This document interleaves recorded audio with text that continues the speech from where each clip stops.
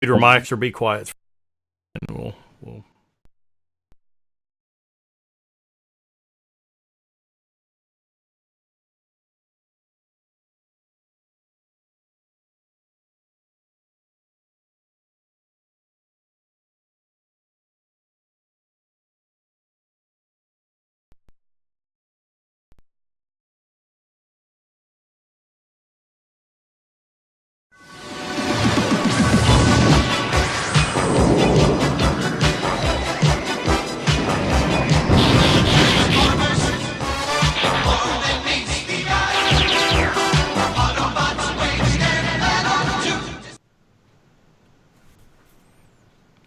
Hello, everyone, and welcome to TFYLP, Transformers for Your Listening Pleasure, episode number 271, broadcast January 8th, 2018. I am your host, Ron Land, a.k.a. Weird Wolf. Along with you this evening is Brett.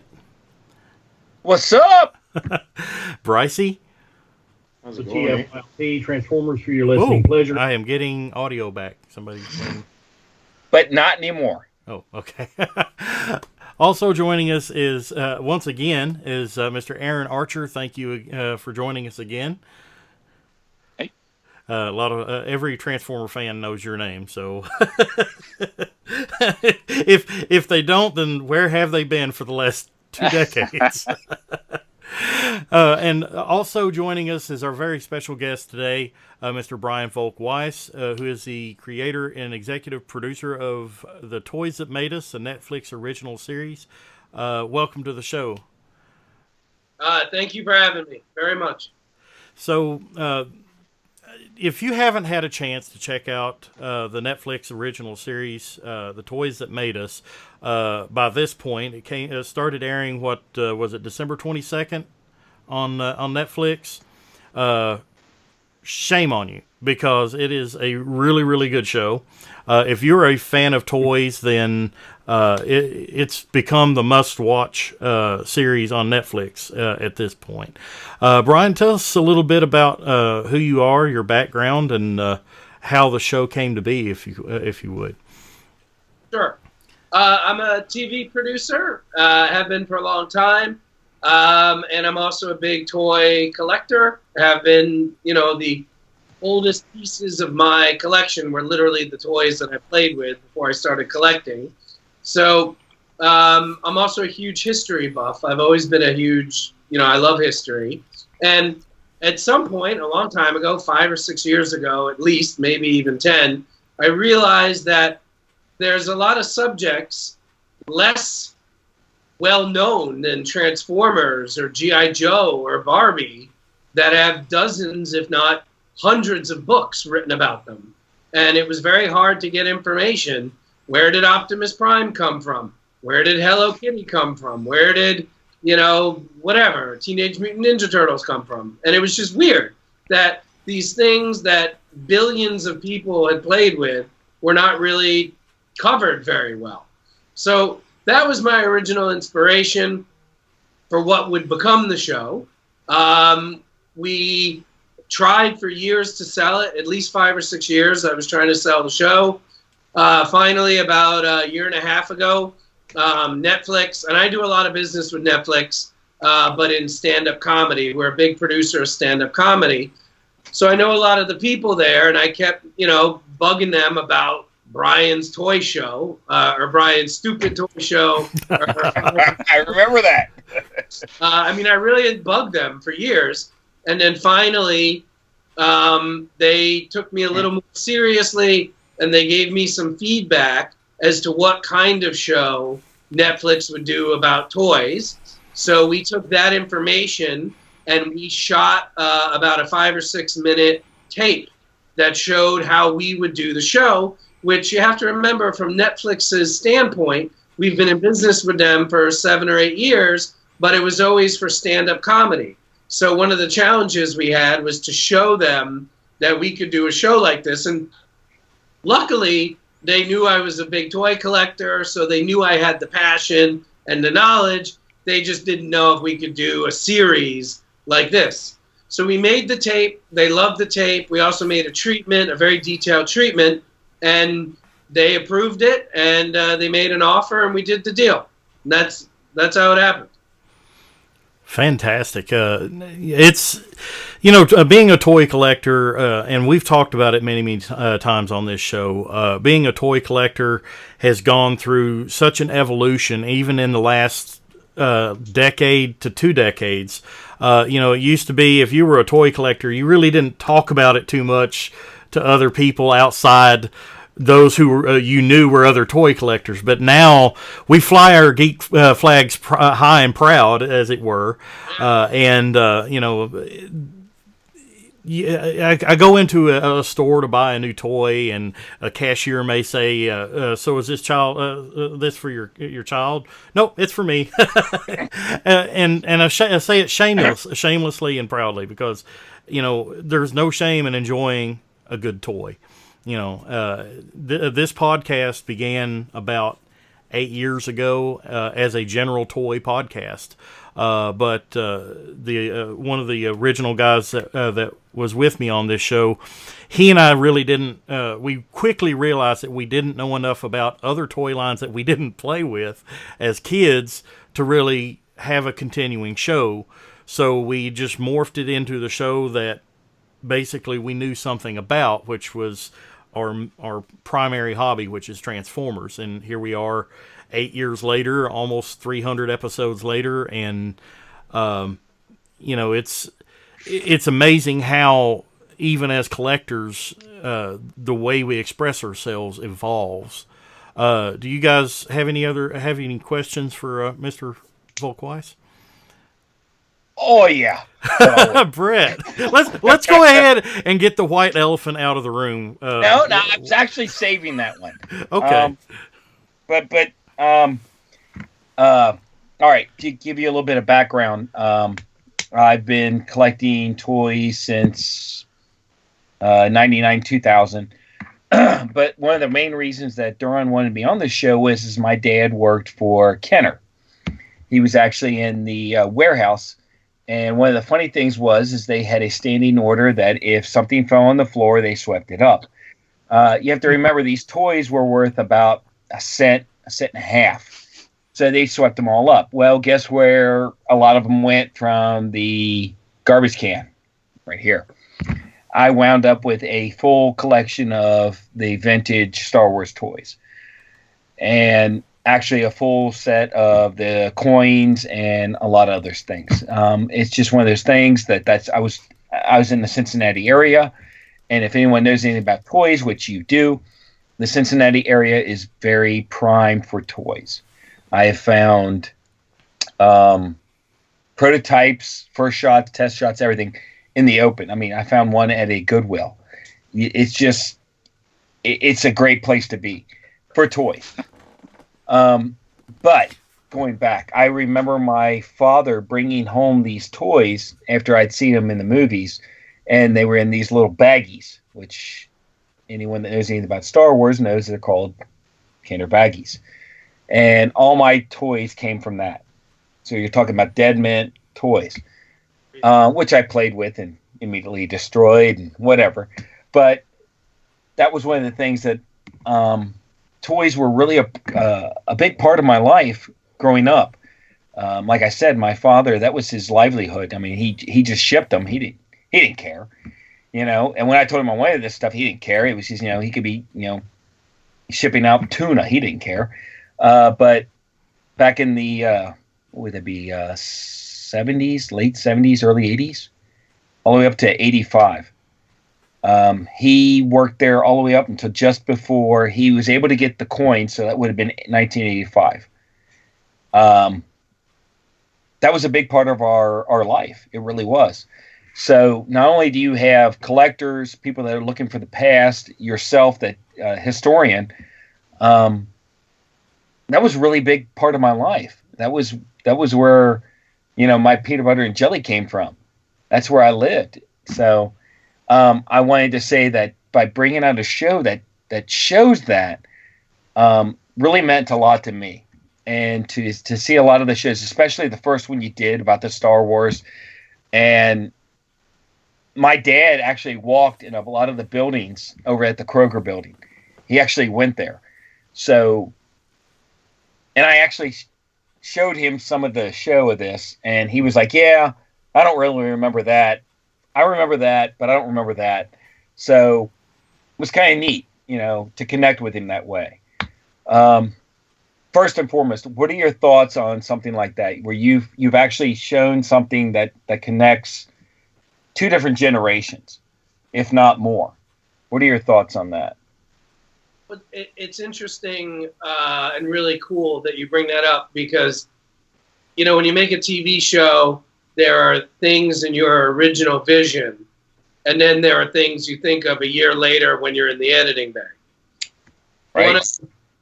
One of my, and then, by the way, also, there's a million things that I didn't think of that I had one of the greatest post-production teams in history, and the editors and producers they came up with, and I just was lucky enough to have hired the right people. So it's interesting, though, that you've zoomed in on one of the very core original ideas that I had, and I got it when I was a little kid. My parents took me to Gettysburg, and there's a tree there that still has musket balls in it from the battle. And people always go to it or point to it and say, oh, and it's something to be there, in 1995 with your parents and seeing musket balls that were fired in, I think, around 1863, 1864. So that always stuck with me. So one of my very first ideas, and it's even in the treatment, was to basically treat Kenner and Cincinnati kind of like Gettysburg. And another documentary I'd seen before was, a great documentary about all these Vietnam vets going back to Vietnam and like seeing the battlefields where they had almost been killed, meeting a lot of the Viet Cong. And like, I love the idea of taking these guys who are now in their 60s and 70s, some are even in their 80s, and bringing them back and showing them that tree full of musket balls, except that's where the Millennium Falcon was designed. That's where the TIE Fighter was designed. And treating these things that, to me, and obviously gentlemen like yourselves, are very spiritual and important to your childhoods, which you can never have again. You only have one childhood. And giving it a reverence that I don't think I, at least, have seen before. So it's funny, the moment with Jim Swearingen and Corky walking around the office, I mean, I was literally crying. I was behind the camera crying, watching that. And I don't think I've ever watched, I've seen that shot 80 to 120 times in the editing bay, and now I've seen it at home 2 or 3 times. I don't think I've ever watched it and not teared up. Now, see, that's the point that I showed my father. And he remembered that particular, I guess it'd be the floor that they were on. Yeah. He remembered that. But I was just sitting here thinking, I do have a bunch of questions, but just what you were talking about the area in Ohio and, people that were there and everything, I think it'd be a great time to switch over to Aaron and ask him. Absolutely. About the area. Yeah, no, I mean, that was special to me because I take my learning from those Kenner guys. I was there 6 years before they moved us to Hasbro, Rhode Island. And, I mean, that's who I learned from, and that's what the tradition was, were the mech tech guys that made Ghostbuster toys and Mask and Star Wars and those really kind of, squeeze and things would punch or surprise you. And it was really more of a fraternity, and kind of everybody had gone to the University of Cincinnati as well, which I didn't, but it made for a very close group as far as toy people. So it was really cool to see those people and the place get its due, because now it's kind of lost in time, the Kenner name and Cincinnati for sure. So yeah, it was really cool to see that nostalgically. And I learned from those people. Those were my mentors, or in some cases, people who hired me or hired the people who hired me. So yeah, it was very, very cool to see that. And it's always a pleasure to see Mark Boudreau, who is the North Star to everything that goes on at Hasbro as far as how you really want to be as a designer and a creative person in a company. So, anytime you get to see other designers on the TV, quite honestly, it's special and kind of cool. We don't always get our due. The guys who do the pre-pro for movies, they don't get their due. The guy who ink comic books don't get their due. So it was really cool also to see some of those people who had stuff to do with this stuff who you don't even know their names, and now you do. And that's awesome. It's always fun to see kind of behind the scenes and see the faces, like you said. For those of us who aren't familiar with those who created the toys that made us, to use the phrase. For us as Transformer fans, it was one of the great things that, like, whenever we were going to BotCon, to see Aaron and the whole design team from Hasbro, the people that actually worked on the toys that we spend our hard-earned money on, and get to talk to them about these toys and what made them special for us, and just convey those feelings, and it just brings the whole thing together. Well, it shows you how much stuff has changed too. When those toys came out way back, they were toys that got eaten up by kids. They lost in the sandbox. Now we're like lifestyle living. It's all 24/7. I can be into Star Wars all the time. That's changed a lot too. If I had the room, I'd have a few AT-ATs around here somewhere. Yeah, right. Bryce, you have any questions, and you want to tell Brian about yourself a little bit before you start? I'm mainly a Transformer collector from Canada. Last year we started working on a book for all the US, European, Japanese G1 Transformers, try to make a definitive guide with high quality photos and stuff. It's still in limbo, but eventually we'll get it out there. And it's freaking cold up here. Just take you some Molson outside and put it in the in the snow. It'll be frozen in like 3 minutes. That's not happening. See, I'm okay with that, because I thought you were going to start off with, I'm Brycey and I'm an alcoholic, and this is, thought this was going to be like an AA meeting, but that's good. It's not for you. It is an AA meeting, but for toys. Yes, exactly. Now, one of the things we wanted to do is we wanted Bryce on here because from an, and I was talking to him about it. I was like, look, Canada, we're not too different, but you're still international. And a lot of the toys, everyone looks at it from a U.S. point of view. And Aaron, you know this. What we created went internationally, went everywhere. You know this. Your show went internationally. Everyone knows this. So to get a little bit of a taste from outside the U.S. is what we were going for. So, other than that, he's just, he's funny. He makes us laugh. So that's why we keep him around. Kind of fat.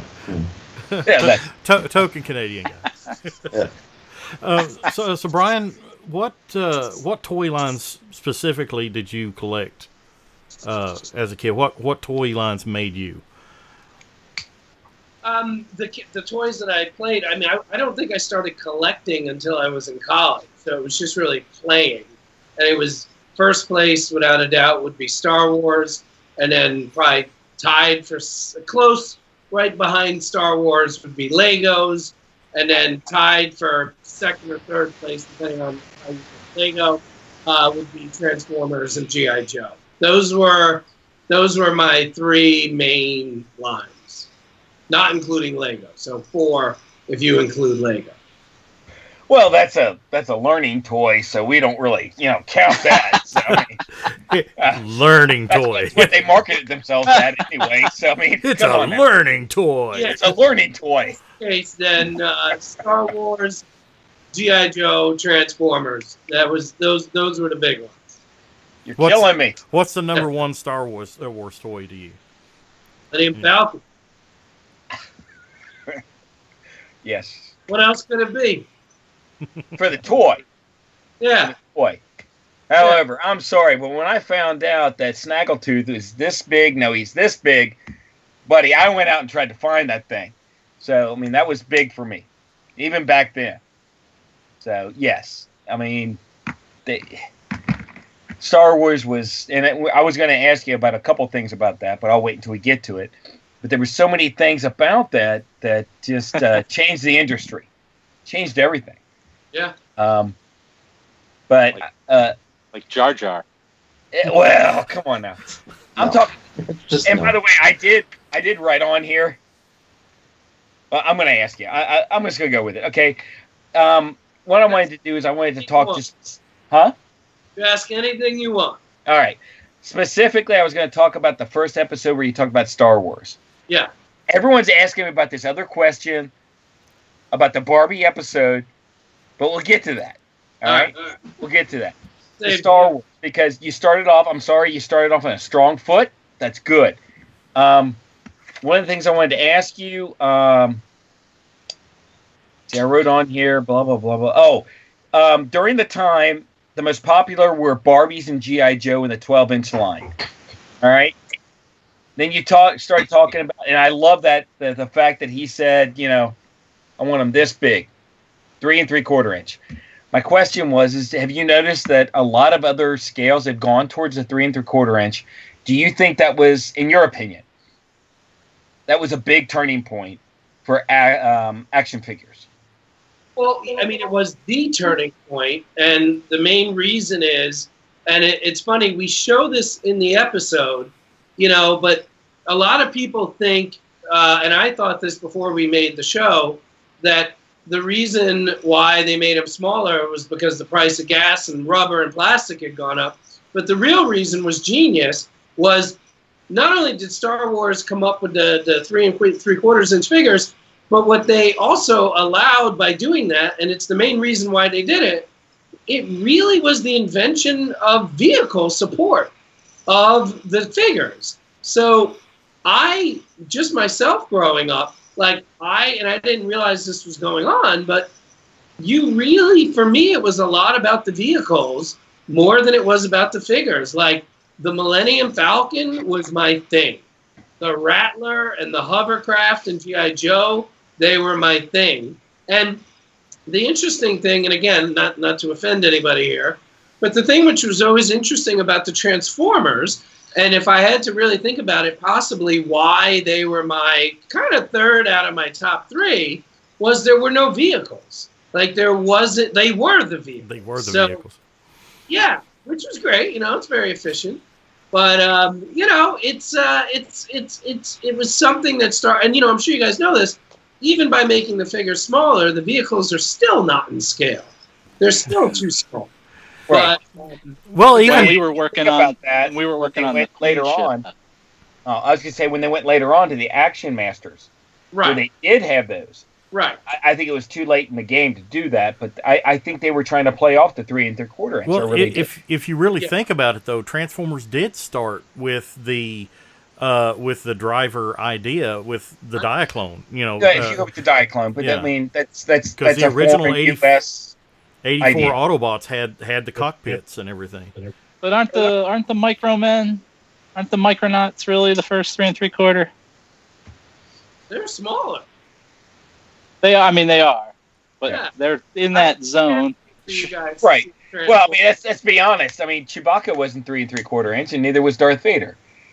By the way, I was thinking about making that my trivia question. You just blew it, but it's done. They were more like 4 inch. But I can't wait for you guys to see the Transformer episode. It is. Well, we're getting to that. And actually, one of the big questions we have from our viewers is, what's next? When are we going to see this? And we'll get to that. Because I towards the end, I want you to lay out as much as you could the episode you're going to do next. Okay. But one of the questions I had was I did index cards. I do index cards. And one of the things I wrote on here was about the Kroger building in Cincinnati, which I mentioned that about my father and everything. And I absolutely love this, and I just have to say it. I did not know this growing up, but that Kenner's slogan was, "It's Kenner, it's fun." I'm sorry, I just had to throw that out there. It's Kenner, it's fun. So, but when you talk about Star Wars, you omitted the 90s. Yeah. The 95 horrible error for Star Wars. It's horrible. Here's the thing. Party building Luke. I told you, I was trying to sell this show for 5-6 years. Yeah. And when it got greenlit, especially getting greenlit at Netflix, they really allowed me to do whatever I wanted to do. And our first cut of Star Wars was just under 2.5 hours long. Wow. And good part to cut out, by the way. There's so much material, though. Right? I had to cut something. Good part. This amazing executive at Netflix, guy named Nat Bruley. And Nat basically watched the first cut, and he called me up. And this, like I said, this is the first series I've done for Netflix. So I've never gone through this. I've gone through this process at a million other places, but not Netflix. So Nat calls me up, and he goes, "Listen, man, it's a great episode." And he didn't jump on the power, the muscular Lando and whatnot. We had, you might not believe this, but we had almost a 8-minute, we just put it on Facebook last week, but we had an 8-minute section on Vlix. I would love that. It's on Facebook. We didn't put the whole, we only put about 4 minutes, but he calls me up, Nat, our executive, and he says, "Listen, man, this is your show, and we trust you. But I'm telling you, if you're turning in 2 to 2.5 hour episodes with 8 minutes on this Blix dude that no one cares about but you, and no one can get. I don't know. That's the most important thing. I want to make more seasons of this show, but that's going to be highly unlikely if you're turning in 2.5 hour episodes." No, So, I get it. what we did was basically, we said, and Star Wars is the longest episode, was we decided to have every episode under an hour and to cram as much as we could into that hour. Because the example that Nat gave, and Nat's British, so that's why he's saying coffee and not tea, but Nat said, you don't want to make a show where your wife, my wife is not into toys at all. He's like, you don't want to make a show where your wife is constantly getting up to make tea. So that is, and like I said, he gave that to us, the first cut we turned in, and I kind of used that as our yardstick to follow while making the show. And listen, it was very painful to me, especially Star Wars, cutting these things. But the thing that was the most important to us here making the show was that people would like the show and that people would want more. And to hear people saying, it's too short, it's too short. It was a conscious, maybe you could say manipulative decision to make to have people want more versus people saying, it was too long, I turned it off, I fast forwarded through Blix, I didn't care about the muscular and Luke, blah, blah, blah. So that's why we did that. But yeah, it hurt. It was gut-wrenching. We had another expression. There's a great line in RoboCop early in the movie where they haven't turned him on yet, and they're like, "Hey, we were able to save his arm," and he's like, "Should we keep the arm or put a robot arm?" And he's like, "Well, you know, he signed the paperwork when he joined the force. He's legally dead. We can do whatever we want." And the scumbag guy goes, "Lose the arm." So that also became one of our expressions we would use, like with the power or Blix or whatever, lose the arm. By the way, I just want to say, by the fact that you 90% completed that quote, that you have been inducted into the Nerd Hall of Fame, are officially a nerd with us. I could probably we accept you. 95% accuracy. It was close. I get you. I'm sorry, I'm a big RoboCop fan, but I'll take it. It was good. You'll buy that for $1. I'll buy that for $1. So you passed. All right. So one of the other things I wanted to ask about that episode, and this is the last in that episode, I think. Yes.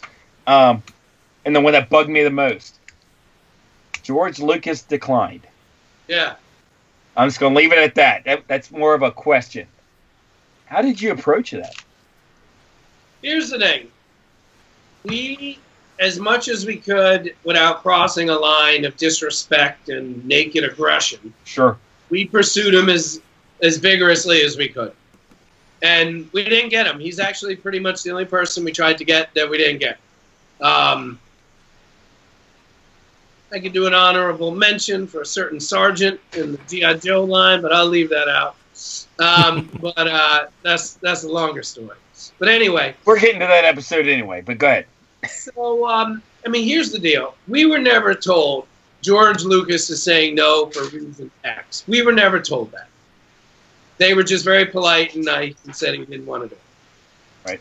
My guess is, and this is because I'm a huge fan of his, I've been reading everything he says for 38, 39 of my 41 and a half years.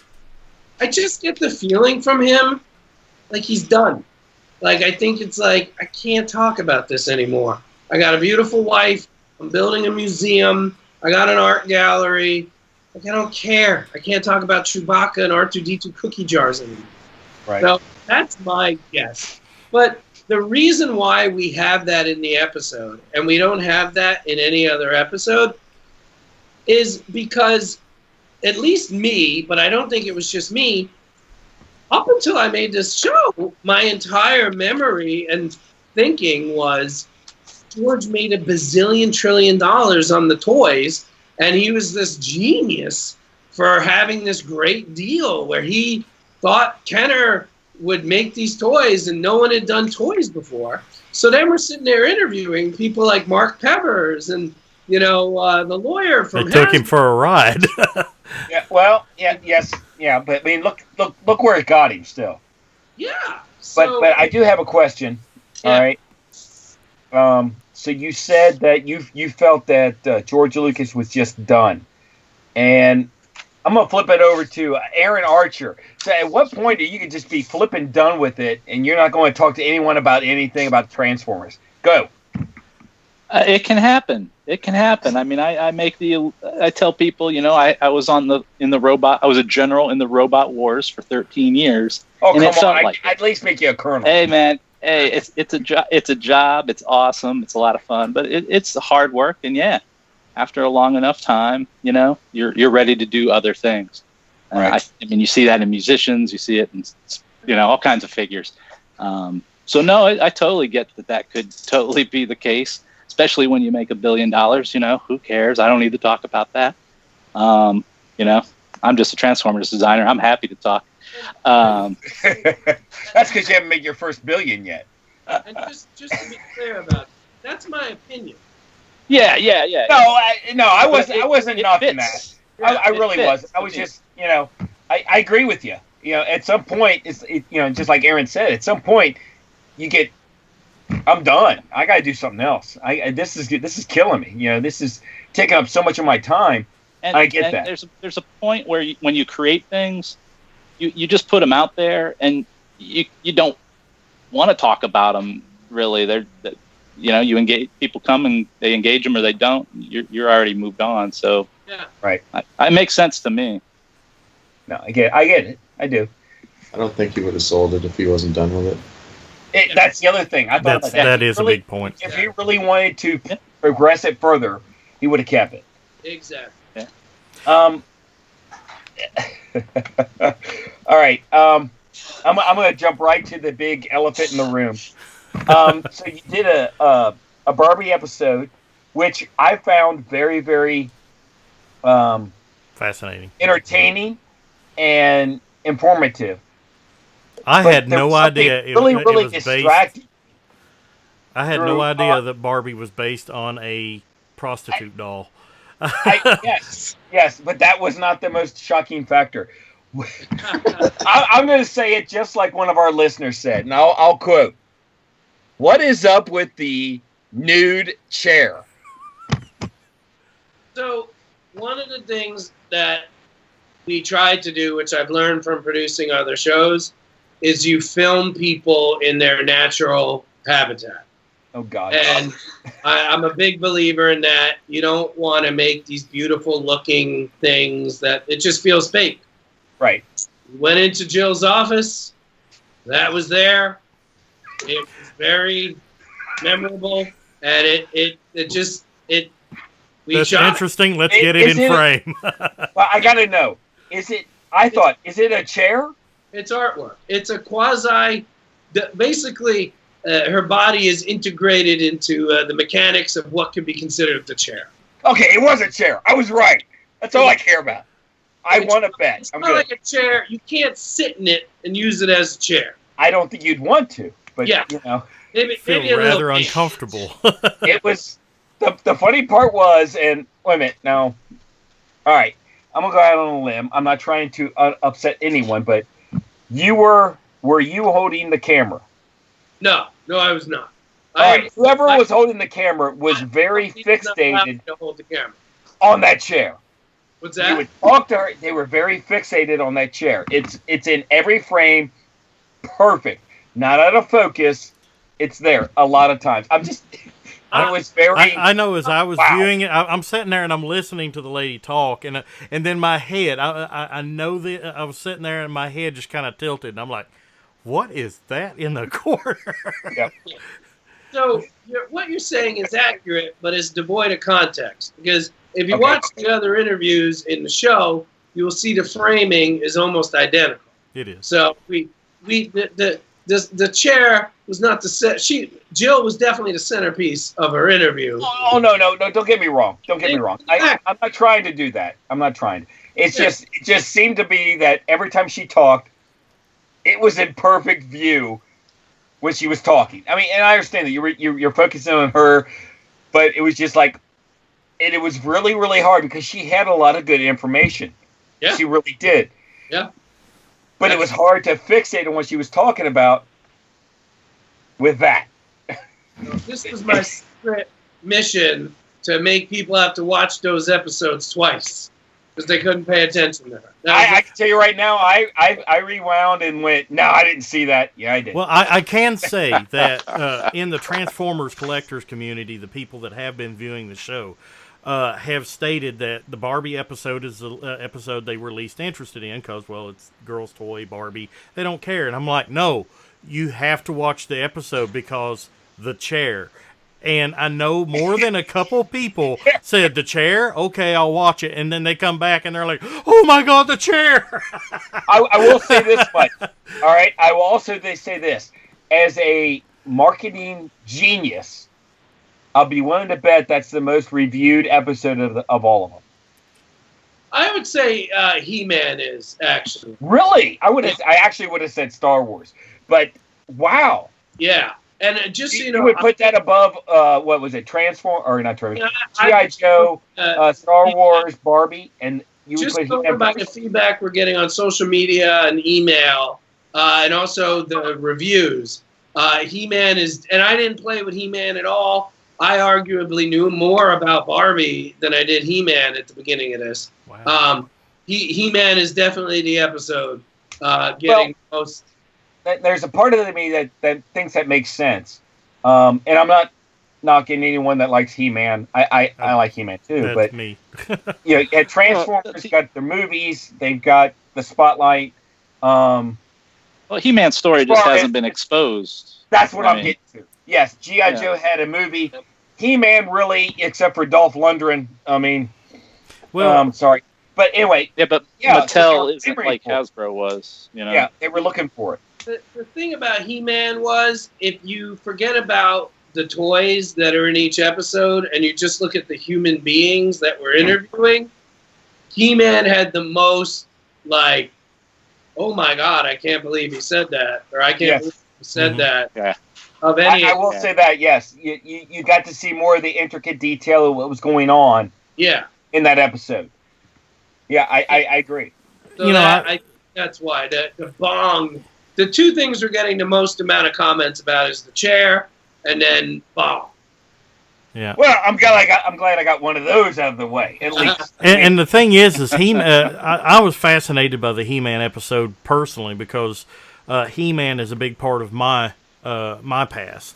Before Transformers really came onto the scene, you got that span of time from 82 to 84. He-Man was the toy for me. Every time I'd go into a store, I'm like, I've got to have Trapjaw, I've got to have Beastman. I had a Stinkor. Moss Man.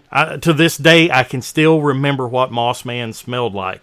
That pine scent, on the flocked figure, and just seeing how Mattel went about creating this line. I'm like, oh my God! So that's why the attack track looked nothing like it did on the show. It was just eye-opening to me, and I love the insight into a toy line that was a big part of my childhood, even before Transformers. Aaron, do you have any questions that you wanted to ask Mr. Volk-Weiss? No, I just thought this was really cool to be a part of. I mean, to tell, if you go to BotCons and things, I tell some of these stories. But to really be asked intricate questions about that time, even if it didn't make the final cut, we all got to talk about those good old days, and you probably have more historical data, as you put it, that didn't make the final show. But that's important information for the brand. So hopefully that makes it to a book or further footage someday. But it's just really cool to be a part of it. And Aaron, you are more than Jar Jar Binks. You're more than the sum of Jar Jar Binks. More than that, yes. Well, you gotta, like any job, you gotta pay your dues, and I definitely did. So before we go too, I never just got one. Got that Jar Jar Binks part of my collection now. Yeah, well, at least he's in someone's collection. That thing is bananas. They gave me a lot of grief at Lucasfilm about approving Jar Jar. They really did. They thought he was going to be a great character, and they had intricate patterns on the back of his ears and stuff that they really cared about, and the texture of that stupid tunic that he was wearing. And man, they busted my rocks over that thing. Yeah, was it one of those after they saw the movie? They went, "What the hell?" One of the lines that we cut from the episode was one of the gentlemen from Kenner we interviewed. We asked everybody this. We go, when was your moment? Like, when did you realize there was a problem with Phantom Menace?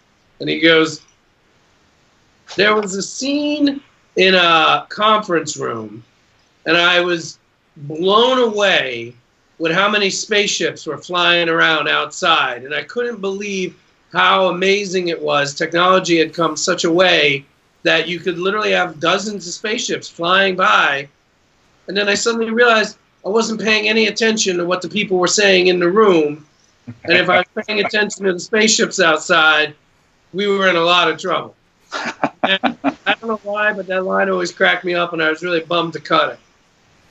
Yeah. So before we get too far along, let's talk about the Transformers episode. It hasn't aired yet as of this broadcast. Is there anything specific about that episode that you think stands out that the fans will really be interested in hearing? I mean, a lot. We went to Japan, and we hunted down like Takara people that haven't worked at Takara in 30 years. Didn't speak a word of English. We had to have a translator there. And, one of the things that happened, which was just unbelievable, we had a couple days to interview. We were there for 4 days and in Tokyo. And one of the guys that we interviewed, I'm just being honest, it's hard producing a show from 12,000 miles away. So you're dealing with local people that are called fixers, and the fixers don't know anything about toys, and so everybody's doing the best they can, but until you land and start talking to people, you really don't know what you're going to find.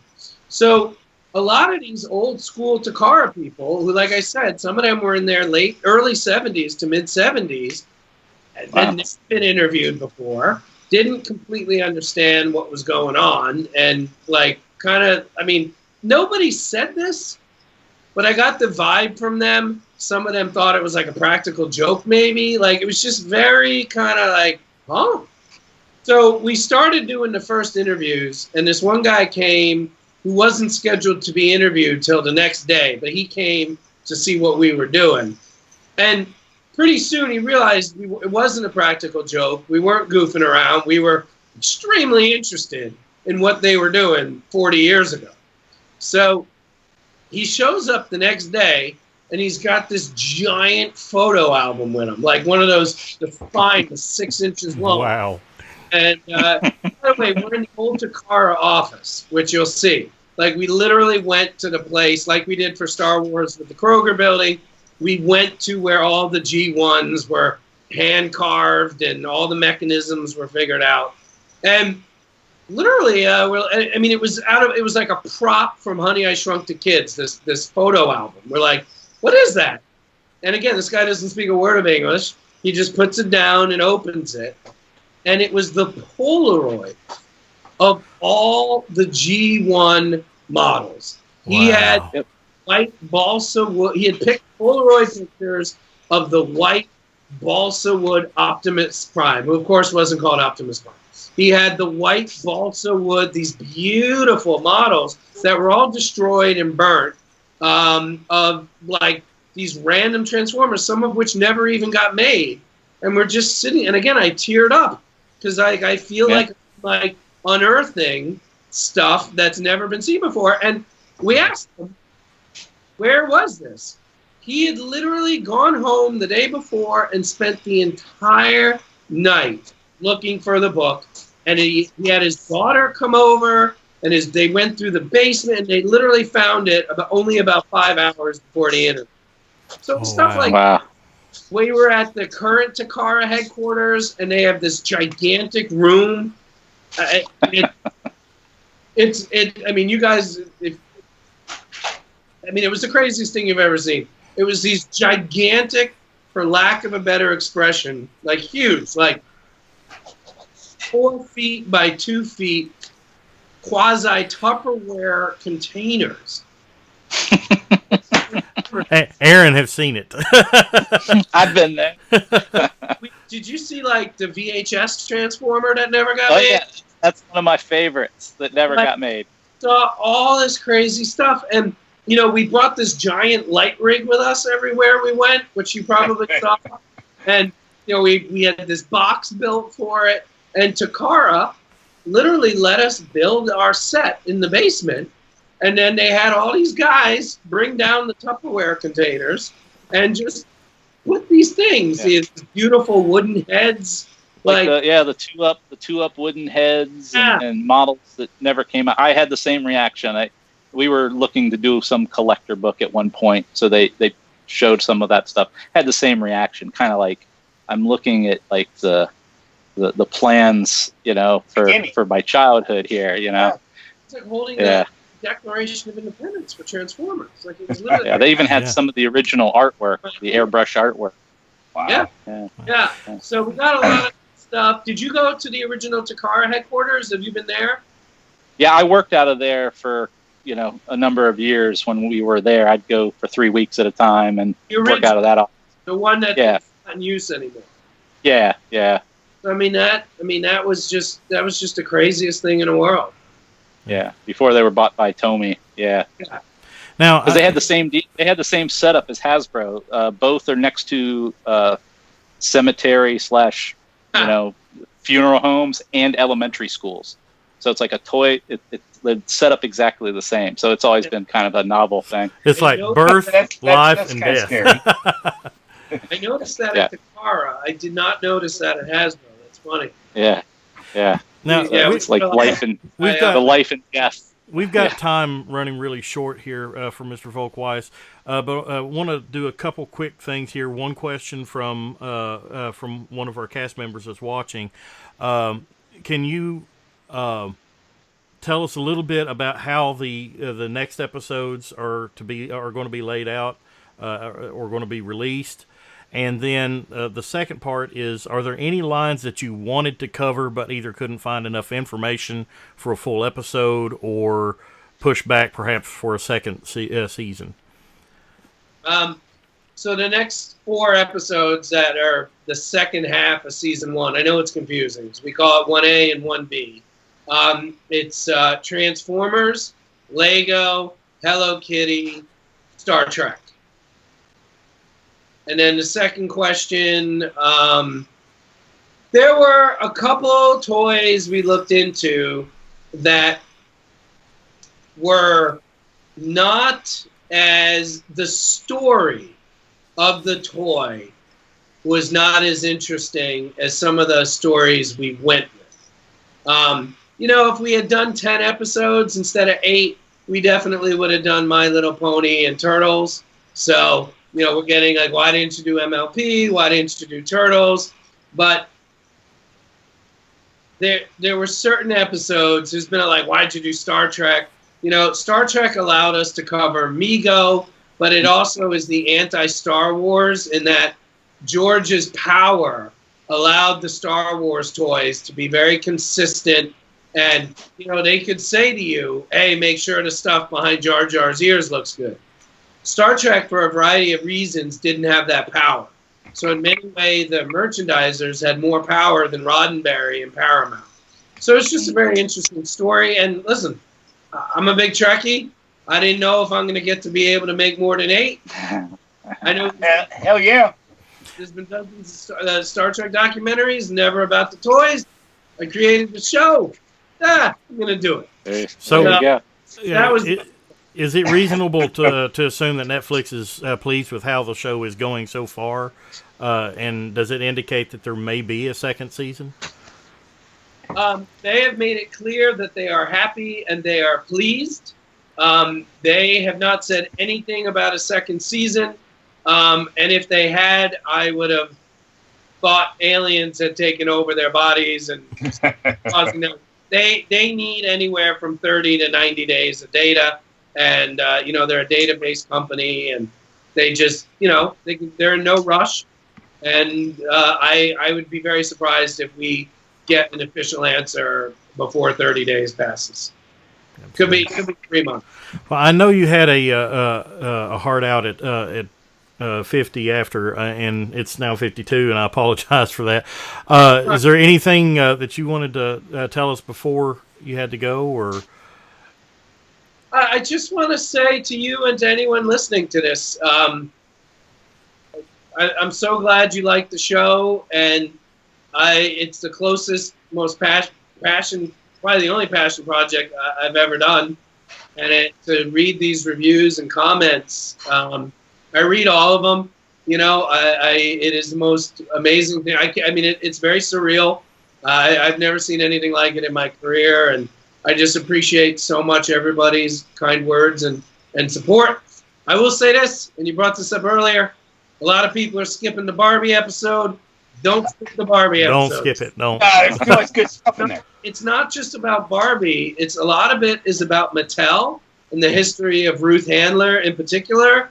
And we chose the order of the first 4. I really think watching G.I. Joe and He-Man without watching Barbie hurts the experience. So I would absolutely, and again, I never played with Barbie dolls.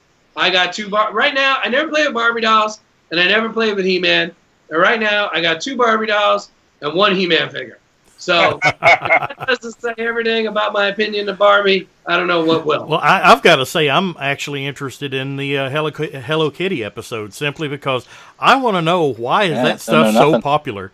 I just don't get it, Get ready for weird. However weird you thought it might have been, it is, let me just put it this way, Sanrio ain't Hasbro or Mattel. I know the Japanese love Hello Kitty for whatever reason, so a lot of urban legends surrounding her too, so I clear some of those up. I kind of want to hit 2 small questions. Fire away. All right. First of all, are we going to get any uncuts or cutouts from the show? Yeah, we put our first one up last week. It was Blix. So if you go on Facebook, you can find it. I will. we didn't put up the whole thing. We put up like 4 minutes out of 8. And we hope to release one a week. We should be doing a He-Man one this week. My next question is I see your show, although greater than, but along the lines of like Pawn Stars and Storage Wars and the History Channel. Do you see yourself trying to go towards the notoriety that they have? No. That. No. It's not. I mean, we made a very conscious effort not to get into the money. I think in the first 4 episodes, the only time we talk about money is rocket firing Boba Fett. Right. Which, yeah. No, I think those are great shows, and I respect them, but that is not at all what we're trying to do. Well, I think that also helps preserve the aspect of the history of the toys, because the value of toys fluctuates so much, and Brett, as a current dealer, would know that. You know, I mean, it's like you got. I do, and I was sitting there thinking about that for that specific reason. But there's one thing I want to live with or end with. For my questions to you, and that is live long and prosper, because I am a Trekkie too. May your journey be free of incident. Thank you. Jolan True. But I want to thank you, Mr. Volk-Weiss, for joining us on this episode, and invite you back at a future date if you are available. Maybe after the series is completed, you can talk to us more about it and everything. Thank you guys very much. I could talk about this all day and night. So I'm just very honored and blessed you were interested. So thank you. And thank you for the insight and everything. Thanks. All right. So, all right. We'll see you next time on TFYLP. And I want to thank Mr. Archer. Thank you for joining us again on the show. We've had you before, and we'll love to have you again anytime you're available and willing to come on. No problem. Awesome to be here. Bryce, thanks for being on, and Brett. You're Brett. Oh, and guys, before we log off, we got to wish Brett happy birthday, because today Brett is now older. So, but I am not as old as Don. So. Don is a member of our cast that's not on here tonight, but he's the elder statesman of our show. So that's right. He's much older than me. All right, much older. Check out the Netflix series, The Toys That Made Us. It started December 22nd and is now up on Netflix.